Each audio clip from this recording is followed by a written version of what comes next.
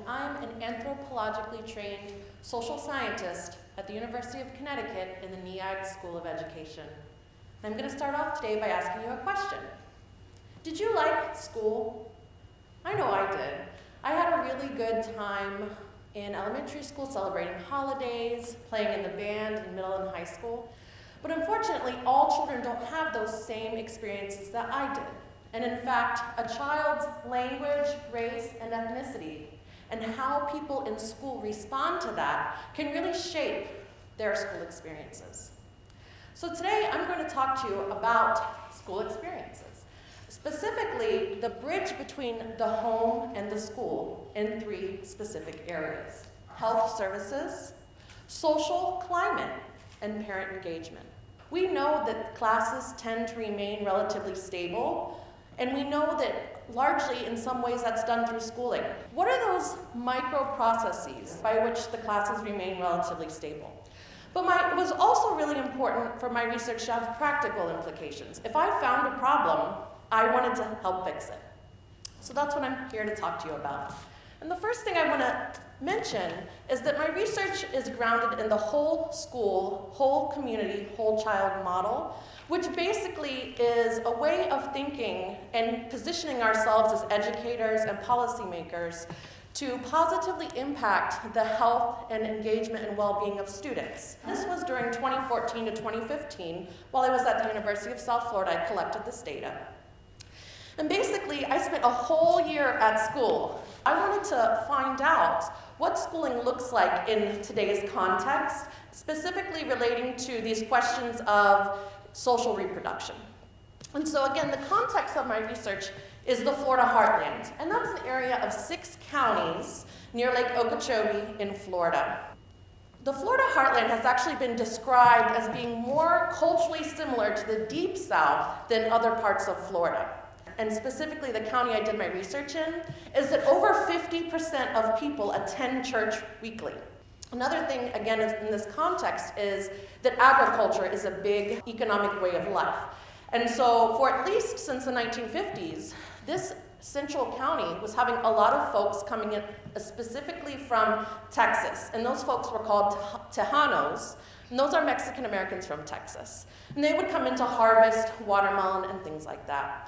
However, more recently, other people coming in to do these types of harvesting are coming directly from Mexico.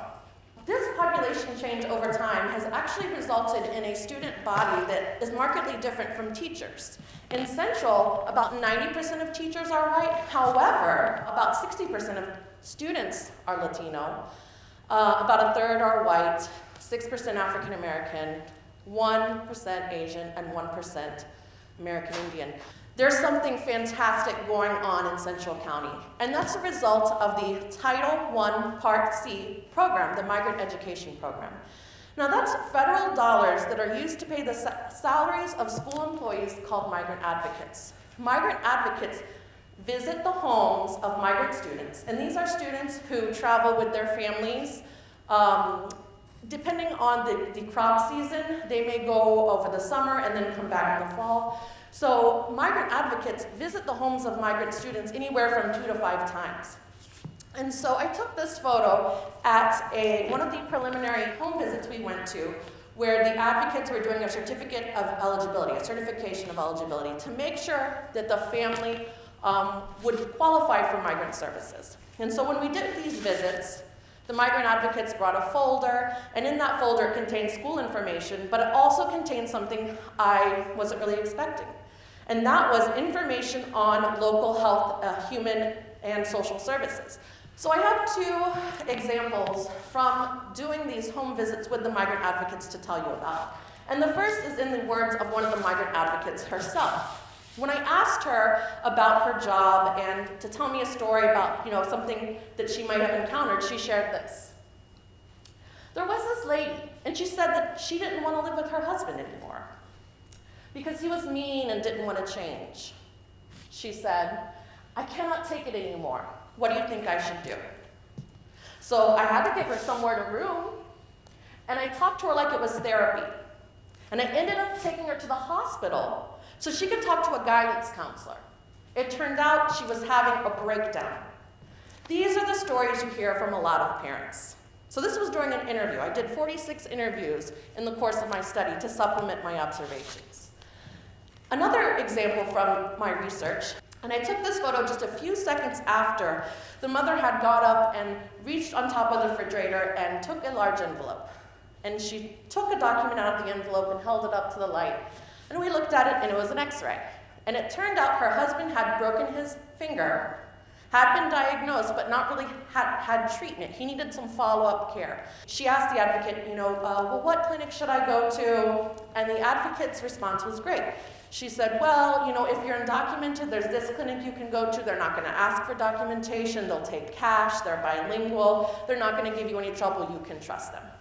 This is very important when we're considering a multiply minoritized group such as migrants and how they access help.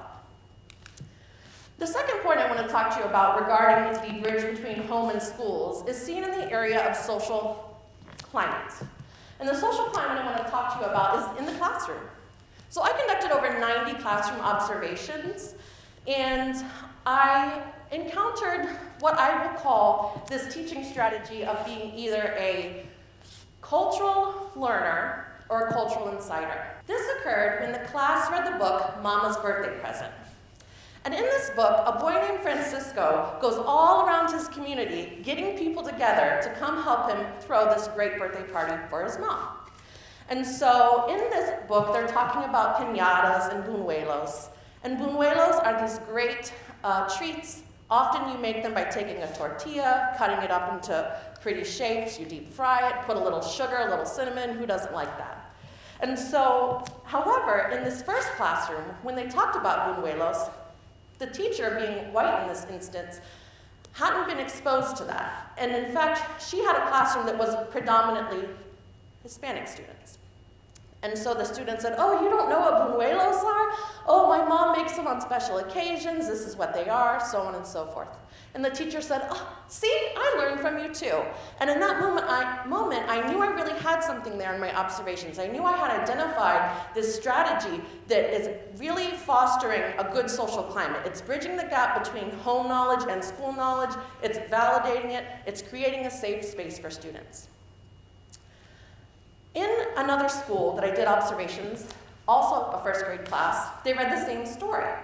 However, in that classroom, it was a Latina teacher, and she was working with this story with her students, and they would circulate around the room and come and sit with her. And they talked about Mama's birthday present. But in this classroom, the Latina teacher with her predominantly Latino students talked about the piñatas and the buñuelos. But the difference was that the teacher already knew about those things. So she's what I would call a cultural insider. And for students who were not familiar with that, she would share positive explanations. So the moral of the story here is that you don't have to necessarily be from someone's same cultural background, but if you use this strategy where you're validating their home experiences, it really fosters a good social climate. And again, we can use the insider knowledge to do the same thing. The last point I want to talk to you about bridging the gap between home and school is a little different. And it's a little different because it's a recommendation. The first 2 points were these great observations that I found in this data. But on this third point, I found something going on that I think it actually presents the schools with a great opportunity. So during the more than 40 enrollments that I observed, I noticed something unusual. And in anthropology, we love to look at fissures or cracks or resistance and challenging. And that really informs on social processes. So when I noticed something like that going on, I knew it might be a key moment. And what I noticed is that parents would come in to register their children. And in this county, aside from the 3 language questions that were asked on the school registration form, there was actually 2 other questions that the registrars asked.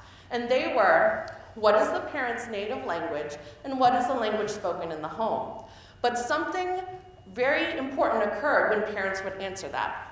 And when indigenous Mexican parents answered that they spoke Nahua, which is a language spoken in some parts of Mexico that has existed for hundreds of years, the 2 white registrars said, oh, okay, Spanish.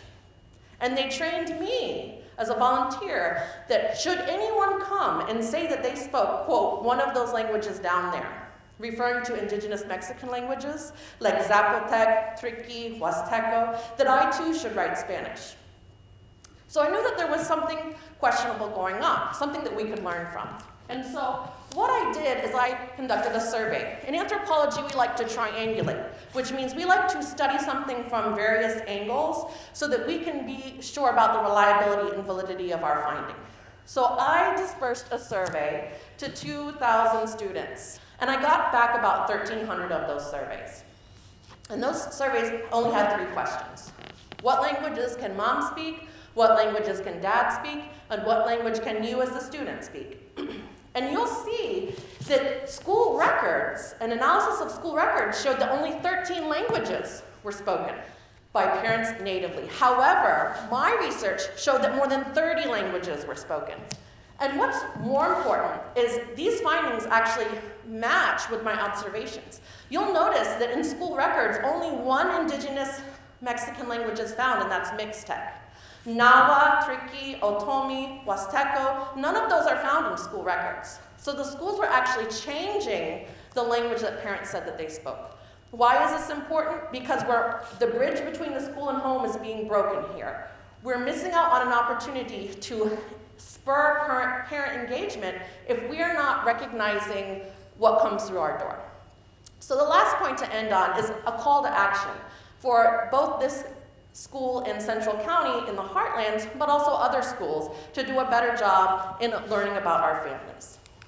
In sum, I've shared with you today 3 important things couched in the whole school, whole community, whole child model that we can really look at to foster the bridges between home and schools. I invite you to learn more about me and my research by following me on Facebook at Dr. Rebecca A. Campbell, Twitter at rcampbellanthro, or even emailing me at rebecca.campbell@uconn.edu. I hope you've enjoyed and learned something today. Thank you.